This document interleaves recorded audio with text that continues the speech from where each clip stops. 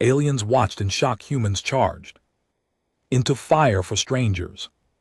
The fire alarm on my console screamed before I even finished my morning report. Red warning lights flooded the dim observation chamber of my vessel, and for a moment I could not breathe.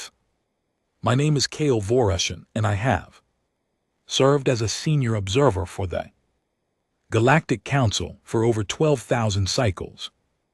In all that time, I have never once felt my 3 hearts beat as fast as they did.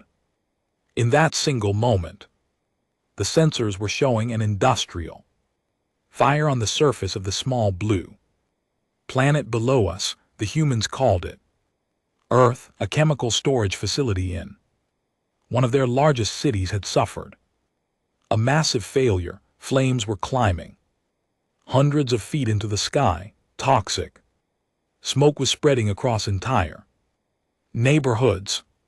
My instruments calculated that nearly 200 humans were trapped inside and around the burning complex.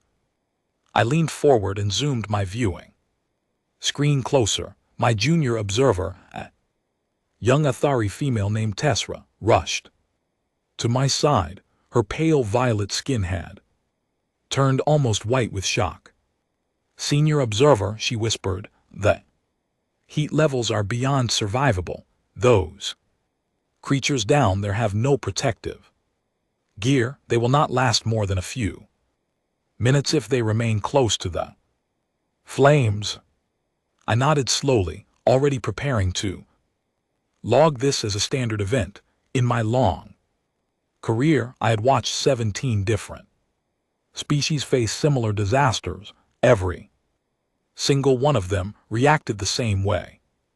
They ran, they fled, they saved themselves and left the trapped victims to their fate. This was the logical response. This was the rational response. This was the way sapient beings behaved across the entire galaxy. I opened my recording log and began to speak. Observation report, Cycle 47. The humans below us are experiencing a contained disaster event. I predict mass evacuation within the next 90 seconds. The trapped individuals will likely be abandoned, as is standard behavior for developing species under survival pressure. But then something happened that made me stop speaking mid-sentence. I saw a movement on my screen, not away from the fire toward it. A human male, perhaps 30 of their years old, was running directly into the burning building. He wore no special suit. He had no breathing equipment. He carried nothing but a wet cloth over his mouth. Behind him, another human followed, then a third, then 5 more. I froze. My 3 hearts all skipped at once. "Tessra," I said softly, "please recalibrate the sensors. They must be malfunctioning." "I already checked them twice, Senior Observer. The readings are accurate." I watched in silence as more humans appeared on my screen. Some were fully grown males, some were females, a few of them were even elderly. They were running from every direction, converging on the burning structure like drops of water flowing toward a single pool, but none of them seemed related to the victims inside. I checked the data streams carefully. These were strangers, complete strangers. My screen zoomed in on one particular human. He was older than most, perhaps in his 50s, with gray hair and a slight limp. He reached the edge of the flames, paused for only a single heartbeat, and then plunged inside. A moment later, he emerged carrying a small human child in his arms. He handed the child to a waiting medic, coughed violently into his sleeve, and then turned around. He went back inside. "He is going in again," Tessra gasped. "Why is he going back? He already saved 1. He has no duty to return. I had no answer for her. I had watched civilizations rise and fall. I had observed species that built great cities, species that traveled between worlds, species that mastered energies beyond imagination, but I had never in all my years seen anything like this. These humans were not soldiers. They were not trained rescuers. They were ordinary workers, shopkeepers, parents, teachers, and they were willingly walking into a place that would almost certainly claim them. A second human caught my attention. Young woman with dark hair tied back, no older than 25 cycles by my estimate. She was pulling an unconscious man twice her size across the burning ground. Her arms were shaking. Her face was black with soot. She slipped once, fell, and still kept dragging him forward. When other humans finally reached her and took the burden from her hands, she did not rest. She turned around and ran back toward the flames to look for someone else. I pressed a trembling claw against my forehead. In my training I had studied every theory of sapient behavior. The Council's foundational rule stated that all intelligent species act primarily in their own interest. Cooperation beyond immediate family or tribe is rare and usually calculated. Self-sacrifice for complete strangers is considered behavioral impossibility outside of very specific and limited conditions. But there was no rational calculation happening here. These humans were not being paid. They were not being forced. They were not expecting any reward. They were simply doing it. Senior observer, Tessera said quietly. What should I write in the report? I did not answer her for a long time.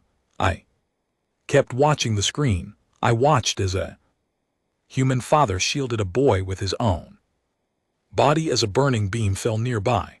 I watched as a woman used her own coat to smother flames on a stranger's back. I watched as two humans who had clearly just met picked up a third unconscious human between them and carried her out. Together, every instinct I had trained for 12,000 cycles told me this could not be happening, but it was happening right there on my screen over and over again. Finally I spoke. Tessera, contact the main observation fleet. I want 3 more vessels positioned above this region immediately. I want every sensor, every camera, every recording device focused on this event. I need to understand what I am seeing. Yes, senior observer, but our orders were clear. We are to remain cloaked and passive. We are remaining cloaked. We are remaining passive. I am not interfering. I am observing. I paused. I simply need more data. She hurried to her station. While she worked, I continued to watch. The older male with the gray hair and the limp had gone back into the fire. 4 times now, 4 times. Each time he brought someone out, a young boy, an elderly woman, a teenage girl, a middle-aged man with a bleeding leg.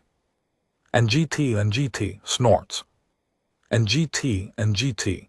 Each time I thought he would finally stop. Each time I was wrong. On his 5th attempt, the building collapsed. I heard Tessera inhale sharply behind me. I myself did not move. I could not move. The great roof of the burning structure had caved inward, sending a terrible cloud of flame and debris rolling outward. The older male was gone just like that. For several moments, the observation chamber was silent except for the soft hum of our machines. Then Tessera spoke, her voice cracking slightly. He knew. He had to know. After the 4th rescue, he must have known. The The building was unstable. Why did he go back in? I thought about the question for a long time, then I gave the only answer I could give. I do not know. Below us, the fire continued to burn. And yet the humans did not stop coming. More of them arrived, firefighters, medics, volunteers, simple citizens, carrying buckets of water, children, carrying blankets, old men and women, bringing food and water for the workers. A whole city was pouring itself into the disaster site, not to watch, not to record, but to help. I began a new log entry, but this time my voice was different. Observation. Report revised. This observer is abandoning his earlier prediction regarding the human response to disaster events. The humans are not behaving according to any model currently in our database. Further observation is urgently required. I paused, then added one more sentence. Whatever these creatures are, they are not what we thought they were. As the sun set over the burning city, I ordered all 3 additional observation vessels to hold their positions. I told my crew to prepare for an extended mission. I would not be leaving this system anytime soon. I needed to see what else these humans were capable of. And deep inside, in a place I did not yet understand, I felt something stir that I had never felt before in all my long cycles of service. It was not fear, it was not curiosity. It was something closer to wonder, and I did not know if I should welcome it or be afraid of it.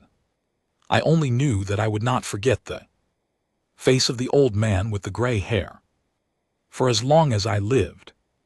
3 weeks had passed since the fire, and I still had not slept properly.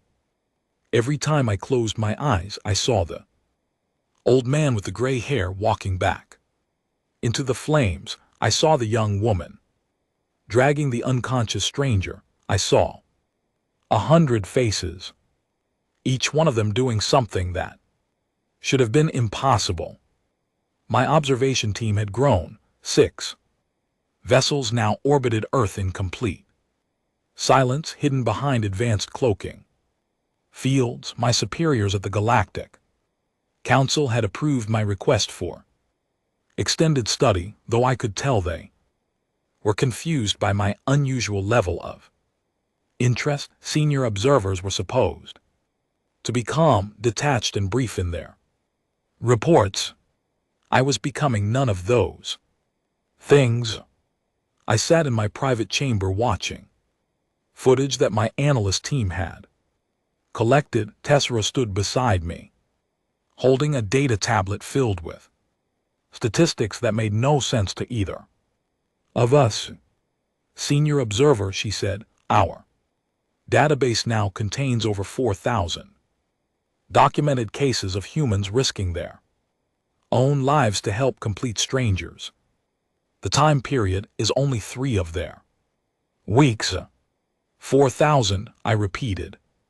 Yes, and these are only the cases we have been able to confirm. The true number is likely much higher. Many of these events happen in private, without witnesses, without recordings. I leaned back in my chair. My 3 hearts felt heavy.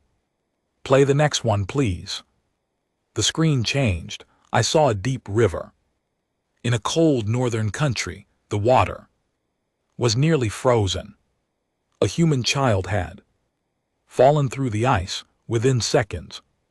A man walking nearby on the riverbank stripped off his heavy coat and jumped into the freezing water without any hesitation. The water was so cold that my sensors estimated he had perhaps 4 minutes before his body would stop functioning. He found the child. He lifted the small form up through the broken ice. He pushed the child toward another stranger who had arrived to help only after the Child was safe. Did he try to climb out? Himself, his fingers were too numb. He could not grip the edge. Two more strangers formed a chain holding each other by the arms and pulled him free. All four of them were complete strangers before that moment. Next one, I whispered. A busy road, a small vehicle had collided with a larger truck. Flames were already beginning to show from the engine. I could see a woman trapped inside. 7 different humans ran toward the vehicle from different directions. A businessman in an expensive suit, a young delivery worker, an elderly couple, a teenage girl with a school bag. They did not know each other. They did not know the trapped woman, but they worked together, prying the door open with their bare hands until they pulled her free seconds before the vehicle caught fire completely. Next, a tall building on fire, a man on the 9th floor with a small pet in his arms. He was afraid to jump, but the flames were closing in below him. Dozens of humans had gathered. They did not run away. Instead, they found a large piece of canvas from a nearby market stall. They held it stretched between them, shouting up at the man to jump. When he finally leapt, they caught him. Then they caught his pet. Then they disappeared back into the crowd without even waiting for thanks. Next, Senior Observer. There are thousands more. I can play them for days without repeating a single one. I held up my hand. Stop, please stop for a moment. I stood up and walked to the viewing window of my chamber. Through it I could see Earth slowly turning below us. A small blue beautiful thing. From this height it looked so peaceful, so harmless. Tasra, tell me honestly, have you ever, in any record for any species in the galaxy, seen behavior like this? She was quiet for a long time. No. Senior Observer, I have reviewed every database I have access to. The Vendari help each other, but only within their own tribes. The Killing cooperate, but always for strategic gain. The Pelorians show kindness, but never at the cost of their own safety. The humans are different. They are completely different. By how much? She looked at her tablet. Our analysts have calculated that the rate of what humans call selfless action is approximately 800 times higher than the next closest species in our records. 800 times. Yes. I let that number sit in my mind for a full minute. 800 times. The difference was not small. It was not a matter of adjustment or measurement error. It was a fundamental gap between humans and every other intelligent species the Galactic Council had ever studied. There was a soft chime behind me. My communications officer, a quiet male named Drell, stepped into the chamber. Senior Observer, I have something urgent. It may change the direction of our mission. I turned to face him. Speak. Long-range sensors have detected a Vorn raiding fleet entering this sector. Their course is direct. They will arrive at this system within 42 standard days. My 3 hearts all stopped for a moment. The Vorn, everyone in the galaxy knew of. The Vorn, they were not truly a civilization. They were closer to a plague. They traveled from one developing world to the next, stripping each planet of its resources, its population, its everything. And GT snorts. And GT. No defenseless world had ever survived a Vorn harvest ever. How many ships? I asked. 14 cruisers, 3 heavy processing vessels, a full raiding force. and Earth has no defense against such fleet. Their technology is centuries behind Vorn weaponry. Correct, Senior Observer. Our models predict complete harvest within 6 days of their arrival. I looked back at the blue planet below me, at the cities full of lights, at the small, strange, beautiful creatures who ran into fires to save strangers, at the old man with the gray hair, at the children, at the families, at all of them. Tessera, I said slowly, what are our standing orders regarding pre-contact species under external threat? She hesitated. Observe and record. Do not interfere. The species must survive or fall by its own strength. This is the foundational rule of the Galactic Council. Yes, that is the rule. Senior Observer, are you? I am not proposing anything. I am only asking. But I was lying, even to her, even to myself. Something was already moving inside me that I could not name. For the next several days I watched the humans more closely than ever. I saw a woman donate half her food to a homeless family she passed on the street. I saw a young boy stop his bicycle to help an elderly stranger carry groceries up 3 flights of stairs. I saw a firefighter rescue a cat from a drain pipe, even though it took him 2 full hours. I saw things that made me want to laugh and things that made my eyes sting with a moisture I had not produced since I was very young. Then something happened that I had not expected. The humans detected the Vorn fleet.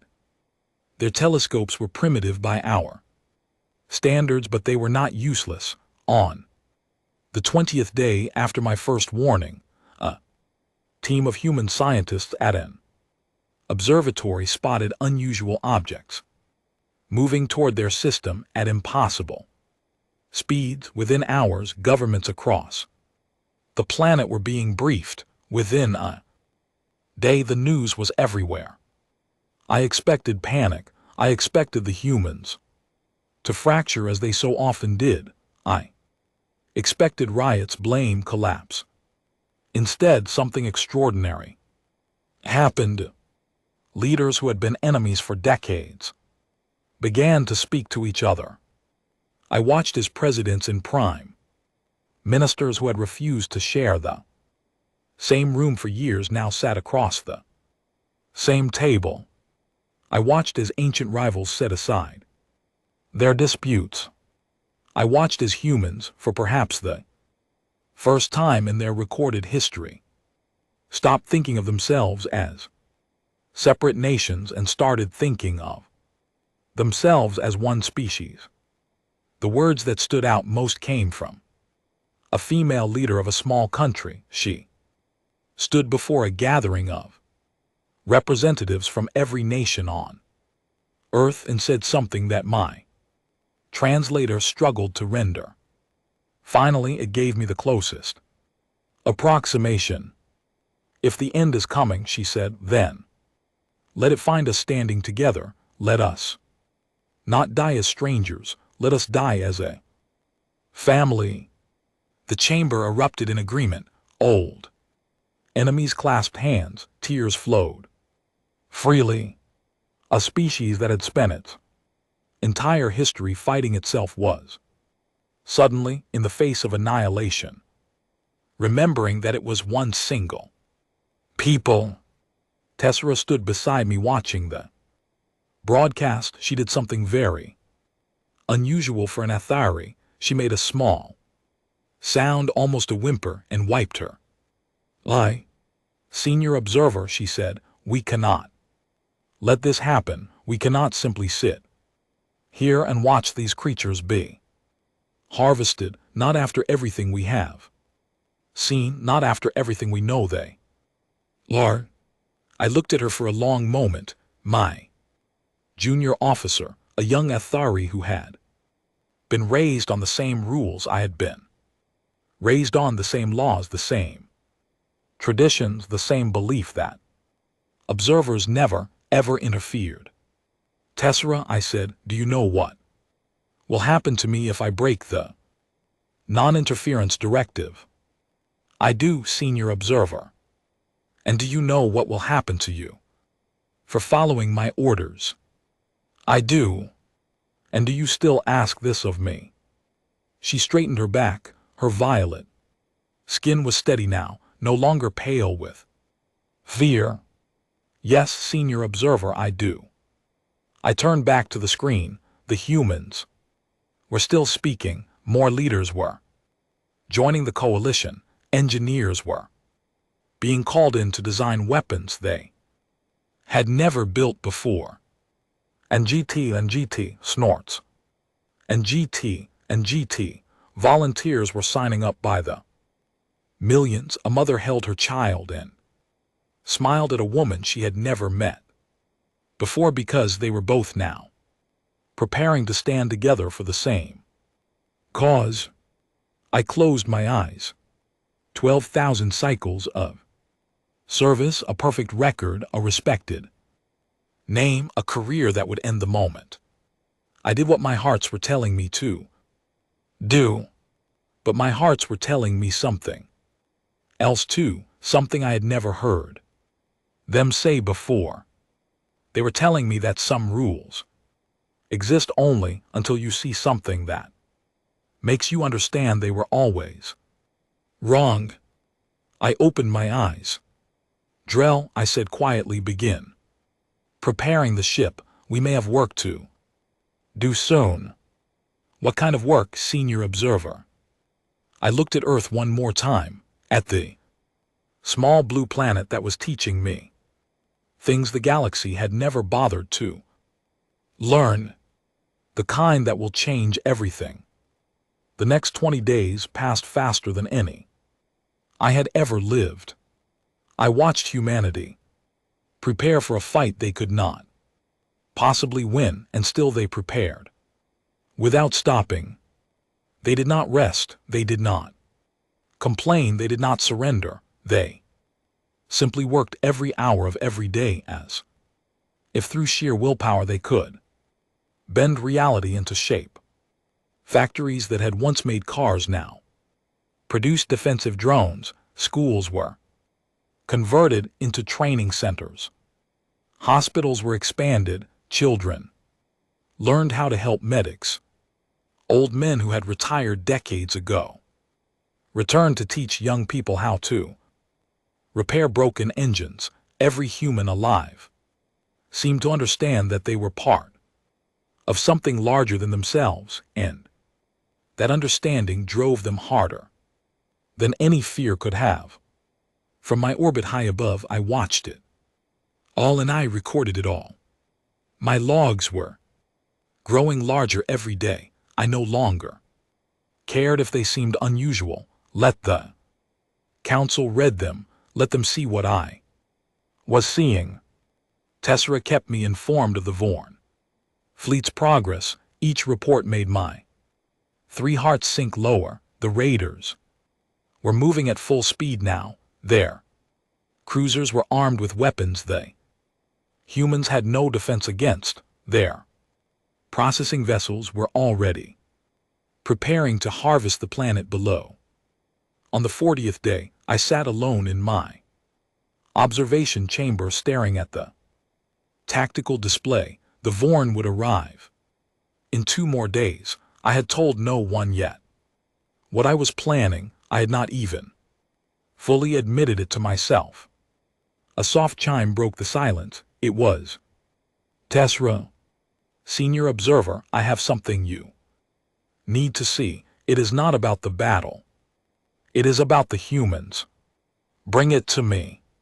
She entered carrying a small data projector. She placed it on my table and activated it. A 3-dimensional image appeared in the air between us. It showed a large human structure, something they called a church. Inside, hundreds of humans from different faiths were gathered together. They are doing this all over the planet, Tessera said. Muslims praying, beside Christians, Hindus beside Jews, atheists sitting quietly in the back. People who would have fought each other a year ago are now holding hands and sharing hope. I watched the image for a long time. An elderly woman was lighting a candle. Young man was helping a blind stranger find a seat. A small child was offering his stuffed toy to another child who was crying. These were moments of such simple kindness that I almost missed their significance, but I did not miss it. Not anymore. I had learned to see these things now. Tessera, I said softly, have you ever wondered if the council was wrong? She looked at me with wide eyes. Wrong? About what, senior observer? Wrong about everything. Wrong about what intelligence means. Wrong about what advancement means. Wrong about what makes a civilization worthy of the stars. She did not answer, but I saw in her eyes that she had wondered exactly that. I stood up. I walked to the command console. I placed my claw on the control that would activate the ship's primary communication array. I hesitated there for only a moment. Then I pressed it. This is Senior Observer Kale Vorlag of the Galactic Council vessel Silent Horizon, broadcasting on open frequency to the governments and peoples of Earth. We have been observing your world for many cycles. We have seen what you are. We know what is coming, and we are not going to stand by and watch you fall alone. I paused. My 3 hearts were pounding. Once I said the next words, I could never take them back. We are coming to help. I cut the transmission. Tessera was staring at me with her mouth open. Senior Observer, she whispered, you have just ended your career. I know. You may have just ended your life. Council does not treat violations of the non-interference directive lightly. I know. I will stand with you. Whatever they do to you, they will do to me also. I looked at her, young Tessera, who had come aboard my vessel as a nervous new officer only a few cycles ago. Now she was standing tall, her violet skin flushed with determination, her eyes steady and clear. Thank you, Tessera, but this was my decision. You do not need to share the burden. I already have, Senior Observer. I chose to share it the moment I decided not to report you. Before I could respond, the communication array came alive. Hundreds of human signals were flooding into our ship at once. They had heard my message. Now they were all trying to answer. I selected one at random. A human male appeared on my screen. He wore the uniform of what I had learned was a military coalition leader. His face was lined with exhaustion. His eyes were wet. This is Admiral Henry Parker of the United Earth Defense Council. Are you really offering to help us? I am Admiral Parker. My ship carries technology that your forces do not yet have, sensors that can see the Vorn fleet clearly, jamming systems that can disrupt their weapons. I offer all of this to you. Why, he asked. The question was not aggressive, it was sincere. Why would you break your own laws to help a species you have never met? I thought about the old man with the gray hair. I thought about the woman, the freezing river. I thought about the mother and child in the burning building. Because, I said slowly, I have watched your people for many weeks now, and I have learned that some things in the galaxy are worth more than laws. Your people are one of those things. He was silent for a long moment. Then he gave a small nod. Then, on behalf of all humanity, we Accept your help. Over the next 36 hours, I worked with human commanders in ways I had never imagined working with any pre-contact species. We shared tactical data. We exchanged technology specifications. My crew and I poured every piece of useful information we had into their hands. We gave them everything we could give without actually firing a shot ourselves. Then something happened that stopped me cold. A new signal appeared on my sensors. Another Galactic Council vessel was entering the system. They have found us, Tessera said tensely. The Council is coming to stop us. But when the signal identified itself, it was not an enforcement ship. It was Observer Mel and Vrexus of the Mel and species. Her ship had been monitoring a different star system far away. Kale, her voice came through my console. I heard your transmission. I have been watching a world in my own sector where similar behaviors have been recorded. I have chosen to follow your lead. I am joining you. Another signal. Observer Suck Vash of the Quatin. Then another, a young Pelorian observer named Threll. One by one over the next day, 4 more Council vessels broke protocol and came to Earth. Each of them had been watching worlds with small pockets of similar behavior. Each of them had been quietly questioning everything they believed. Each of them had been waiting, perhaps without knowing it, for someone else to be brave. First, by the time the Vorn fleet arrived, 6 Galactic Council vessels stood alongside Earth's defense force. The humans had gathered every ship they had, every fighter, every cruiser, every armed vessel, many of them barely finished being built. They stood in formation between the Vorn fleet and their planet. I watched from my bridge as the first Vorn cruiser came into range. My sensors tracked its weapons charging. My crew prepared countermeasures. Tessera stood beside me, her claws trembling slightly, but her face calm. Senior Observer, whatever happens next, I am honored to serve with you. And I with you, Tessera. The battle began. Vorn weapons fire cut through space. Human ships moved to intercept. My vessel provided jamming signals that scrambled the Vorn targeting systems. Our combined fleet struck back with everything we had. I watched in amazement as human pilots performed actions no training manual could have prepared them for. A young woman in a small fighter, her call sign was Warden, flew her ship in impossible patterns through Vorn defensive fire. She destroyed a cruiser single-handed, using tactical data I had fed directly to her console.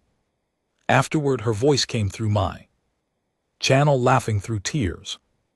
Thank you, friend. When this is over, I am buying you a drink. Friend, the word hit me in a way no word ever had before. But the battle was not going well, even with our help. The Vorn were too powerful. Their cruisers cut through human defenders one after another.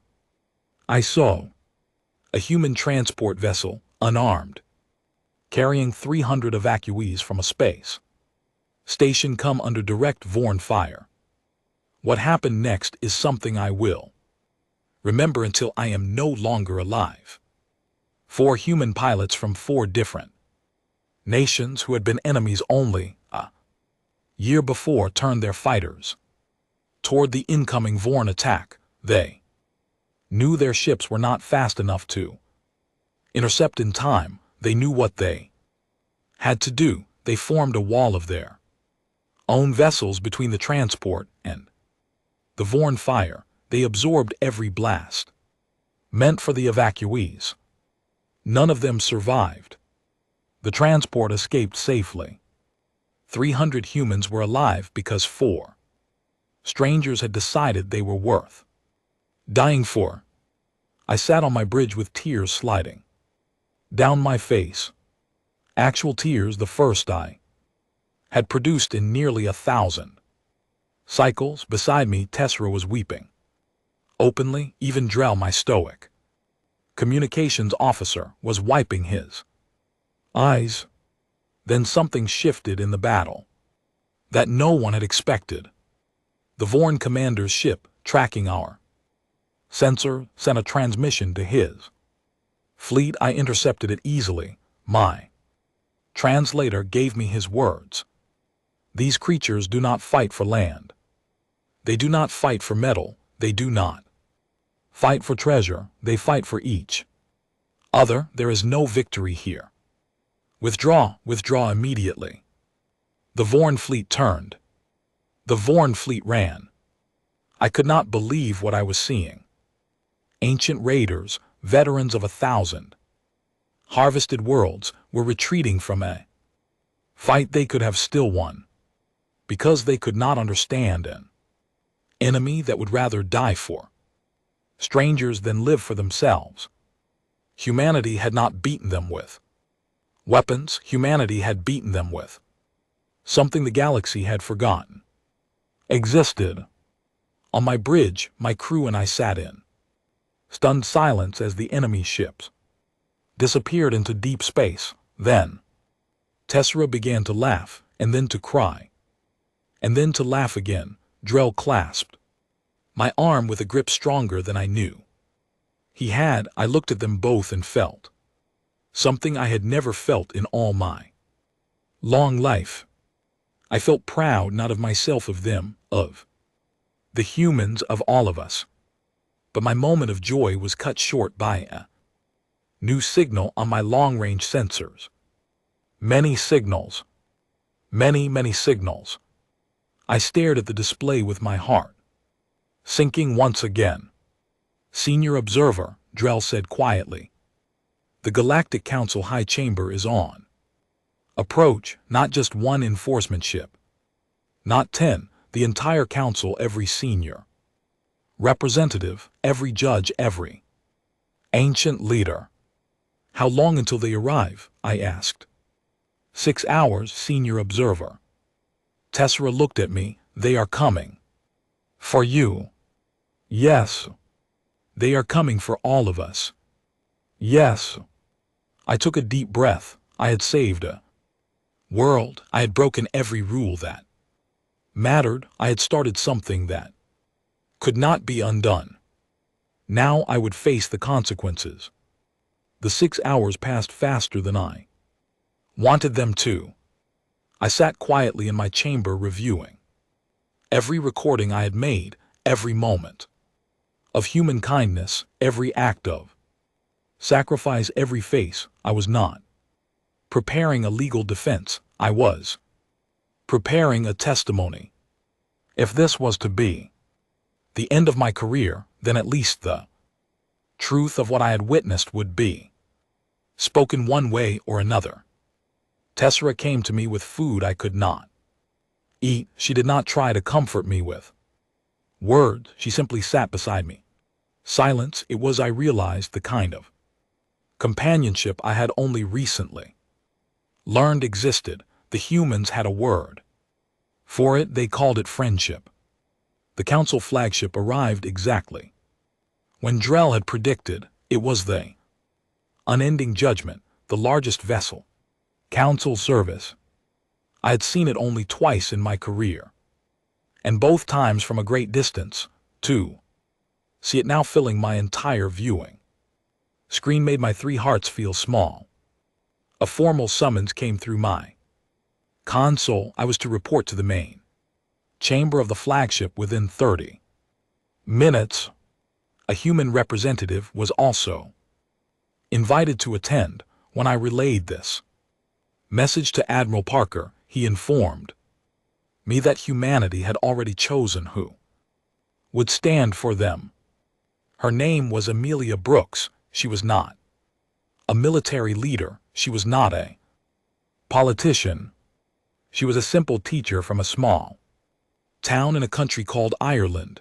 During the fire 3 months ago, she had been one of the first to run into the burning building. She had rescued 4 children before suffering serious injuries to her hands and face. She had become, without trying to, a symbol of what humanity meant when it spoke about itself.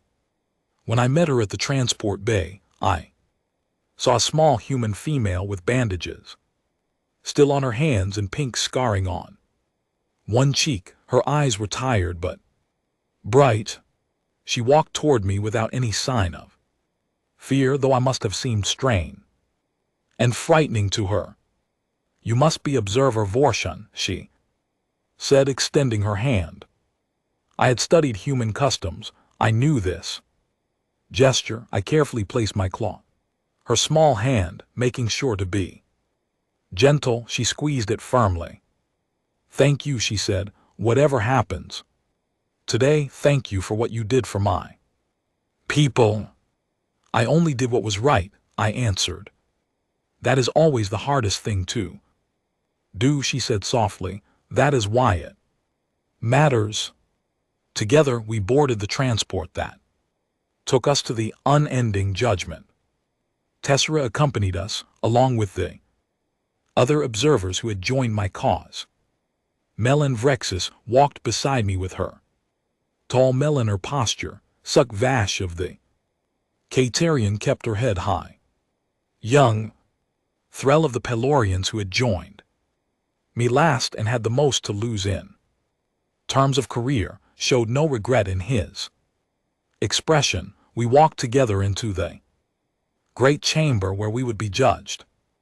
The High Arbiter sat at the center of the chamber. She was a Lari, one of the most ancient species in the galaxy. Her kind lived for many thousands of cycles and showed no emotion in any situation. Around her sat 23 other council members, representing species from every corner of known space. Behind them, thousands of observers watched from tiered seating, silent and still. The chamber was colder than any place I had ever been, not in temperature, in feeling. The High Arbiter began to speak. Her voice was dry and ancient.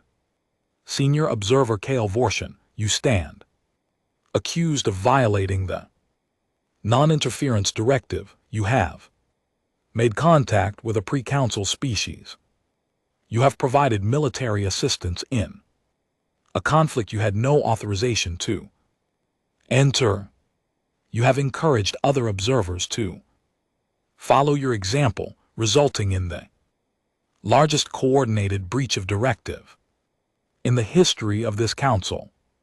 How do you respond?" I stepped forward. My 3 hearts were calm now. I had made my peace with whatever came next. "I do not deny any of these charges, High Arbiter. I did all of these things. I did them knowing what I was doing. I did them knowing the consequences. I would do them again." A murmur ran through the chamber. The High Arbiter silenced it with a single raised hand. "Explain yourself."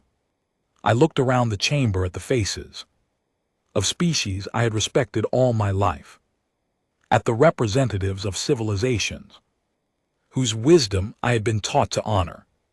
For 12,000 cycles, I have served this council. I have believed in its rules. I have obeyed its laws. I have trusted that its foundations were built on the highest principles of our shared galaxy. And then I encountered humanity, and I learned that our foundations, however tall they have grown, are missing something at their very base. I turned and looked at Amelia Brooks. She stood quietly watching me. This is Amelia Brooks. She is a teacher of young human children. 3 months ago, a fire consumed a large building in her city. She was walking past when it happened. She did not know anyone inside. She had no obligation to enter.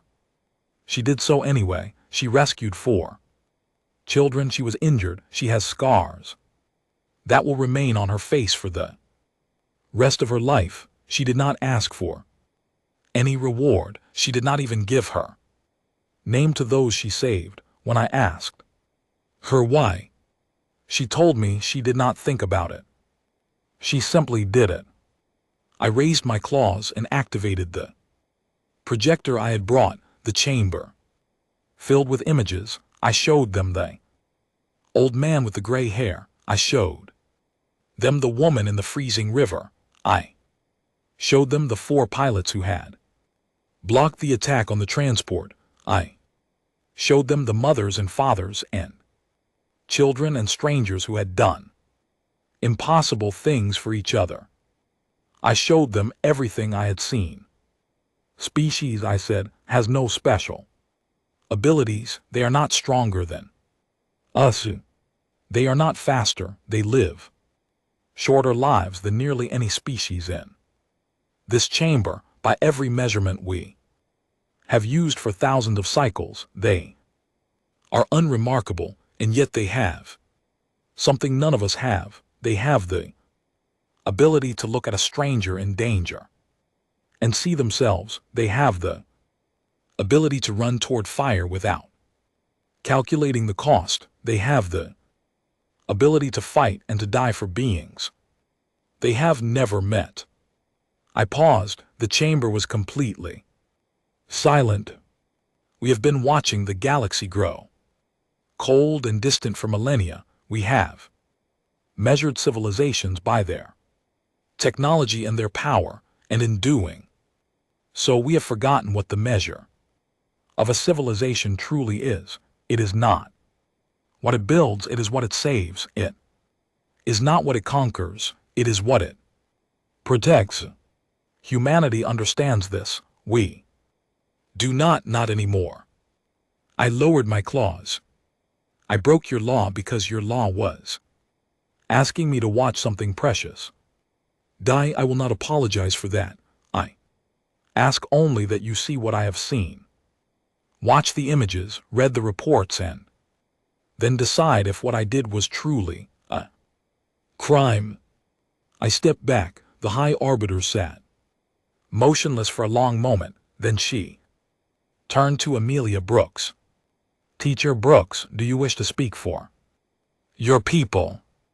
Amelia stepped forward. She was much smaller than every being in the chamber.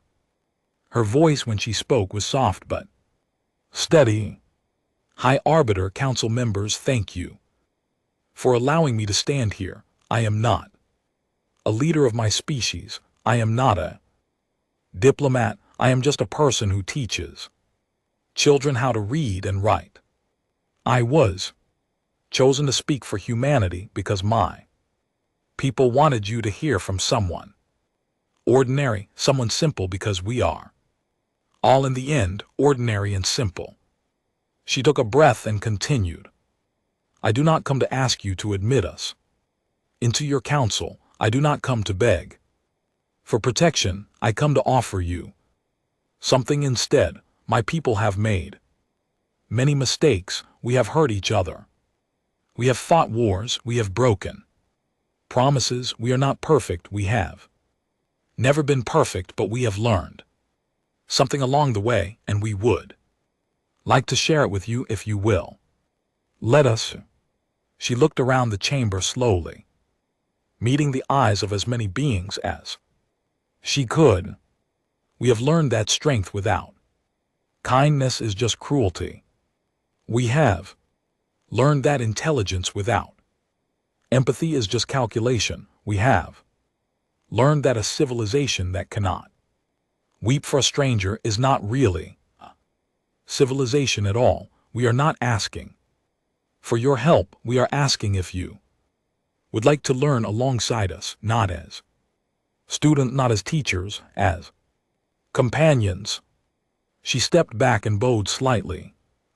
Chamber remained silent. For a very long time no one spoke.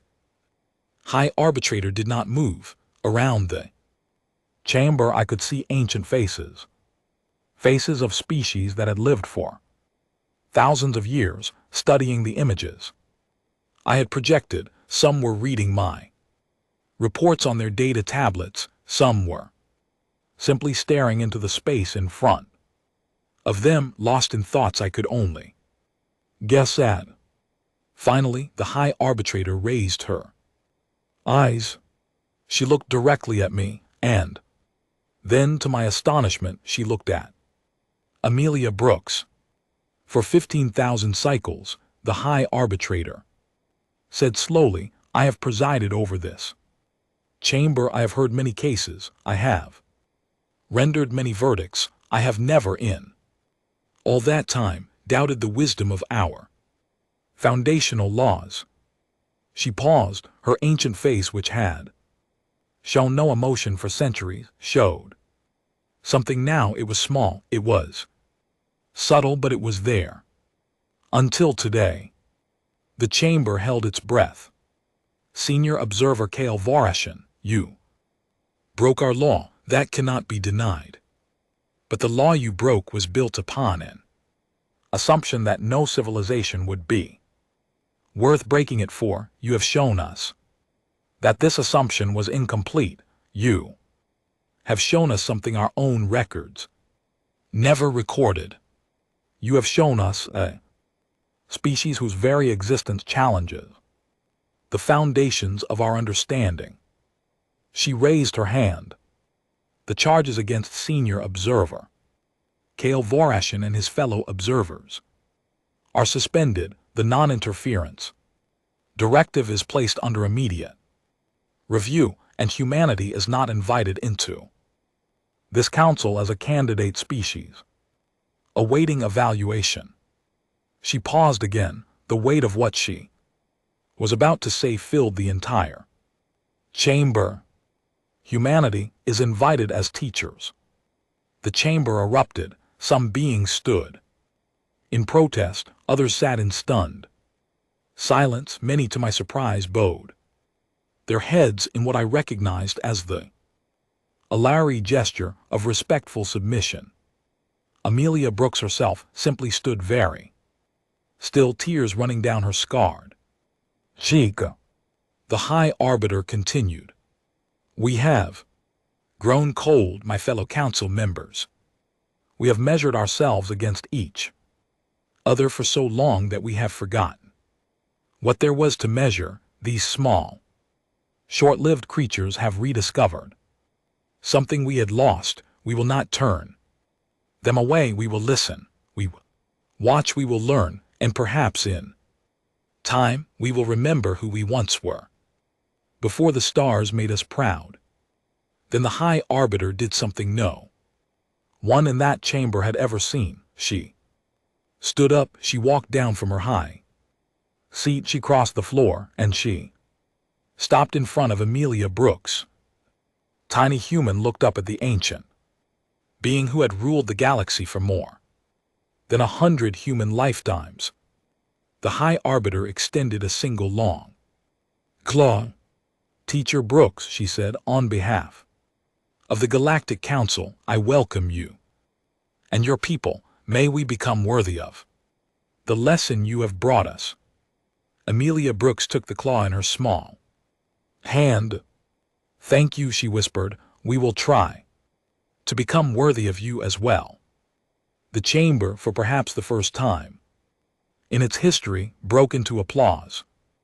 I stood behind Amelia watching, with 3 hearts so full I thought they might burst. Beside me, Tessera was openly weeping. Melanrixis placed her long arm across my shoulder. Sukvash bowed her head and whispered something in her own ancient language that I believe was a prayer of thanks. Years later, I would stand on a beach on Earth with Amelia Brooks beside me. She had become a counselor by then, one of the first humans to represent her species on the galactic stage. We had traveled together to 17 different worlds. We had helped negotiate for peace agreements between species that had hated each other for thousands of Years, each time Amelia had simply done what she always did.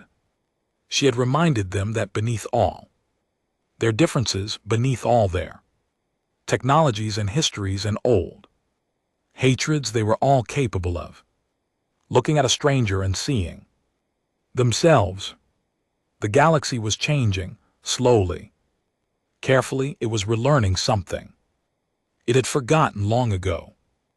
And at the heart of that change was a small blue planet filled with strange, fragile, magnificent creatures who ran into fires to save people they had never met.